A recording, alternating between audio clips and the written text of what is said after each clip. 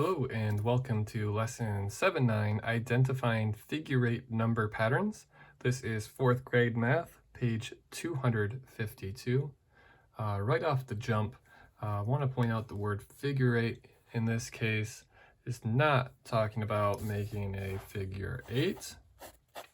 In this case, figure-8 just means basically making a figure or a shape.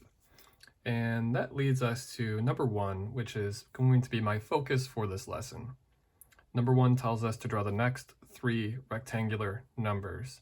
Now I know a lot of people in my classroom are great at following patterns, and you might be looking right away and saying, oh, I get this, I've got this. However, I want to talk about what a rectangular number actually is. You may notice that just by observing, you might say, oh, well, a rectangular number is just going to be a number of dots that can make a rectangle. And to that, you're mostly right. We do have a special kind of rectangular number today, and I'll show you 2 rules to find the special kind of rectangular number. But you'll notice that 2 dots here, technically 2 would be a rectangular number because it makes a rectangle just a super tiny rectangle. And our next rectangular number here would be 6 because we have 1, 2, 3, 4, 5, 6 dots. Now you will notice we skipped. We did not use the number 3 because if you tried to make a rectangle with 3 dots, you end up with not a rectangle. That's a triangle, which we'll touch on page 253. But before that, let's talk about the rules of our special type of rectangular numbers. Okay, there's 2 of them. Rule number 1, they have to form a rectangular array. And remember, an array is just a fancy word for objects arranged in columns and rows. So in this case, these are our objects. We're using little dots. And we have them set up in columns, which is up and down, and rows, which is left to right. So we already have the first definition all set. They're basically objects that form a rectangle.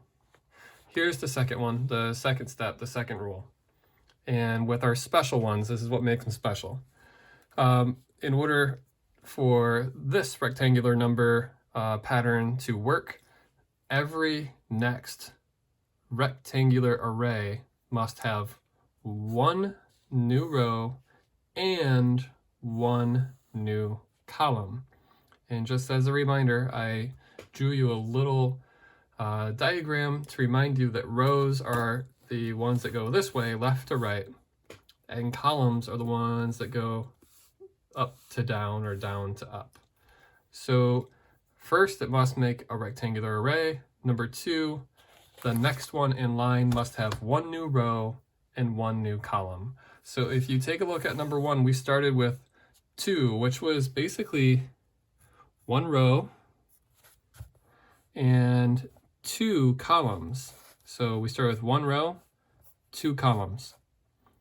In order for our next rectangular number to work for our special pattern, we have to add 1 more row, we have to add 1 more column. So instead of having 1 row, you'll notice now we have 2 rows. And instead of 2 columns, now we have 3 columns. And you'll notice this pattern continues. We had 2 rows here, now we have 3 rows. We had 3 columns here, now we have 4 columns here. So when you figure out the first 10 rectangular numbers, you're going to be following in this line here. You can use, I think, well, for number 1, they only want you to show 3 of the next rectangular numbers because frankly, you'll run out of room. So you'll show the next 3, and really you're just going to be adding a new row and a new column every single time you move to the next rectangular number. Now, once you've done that, that'll give you, I believe, the next, we have 1, 2, 3, 4, 1, 2, 3, 4. That'll give you at least 1 new rectangular number. Once you have all 3 of them written down, it's going to be up to you to see if you can recognize the pattern that you see happening here between every number. We go from 2 to 6, from 6 to 12, 12 to 20, so on and so forth. Okay, so that's rectangular numbers in a pretty quick summary there. I do want to swing over to 253 and talk about triangular numbers. Okay, for this one, they give you the definition, and they tell you a triangular number or triangular numbers are numbers that are the sum of consecutive counting numbers. And remember that sum means the answer to an addition problem. So in this case, they're saying, all right, well, for example, the triangular number 3 is the sum of 1 plus 2. They're saying 3 is the answer to 1 plus 2. 1 and 2 are consecutive numbers. That means they are right next to each other. They're in a row. And they even give us another example. The triangular number 6 is the sum of 1 plus 2 plus 3.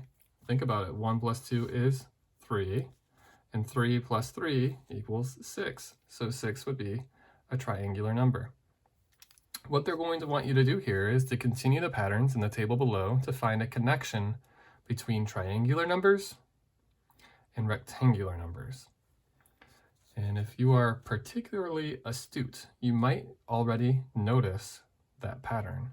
However, for the next triangular number, you'll notice that we start with 1, and then we did 1 plus 2, which equaled 3. That was one of our examples. Then 1 plus 2 plus 3. And if you follow that pattern, can you figure out what's going to go here? We went from 1 plus 2, 1 plus 2 plus 3, 1 plus 2 plus 3 plus, no, just leave that part to you. So basically you're going to fill out not only the triangular numbers for 2 more columns, remember columns are this way, you're also going to fill out the rectangular numbers, which I think you'll already have finished on page 252. So the whole point here is going to be for you to compare triangular numbers to rectangular numbers and see what pattern you'll notice. And you'll have that recorded right down for letter B. Okay, that's all I'm going to cover for 7-9. If you have any specific questions that I did not hit, let me know, and I'll go back and see what I can do to help you out. All right, otherwise I will see you guys for 7-10.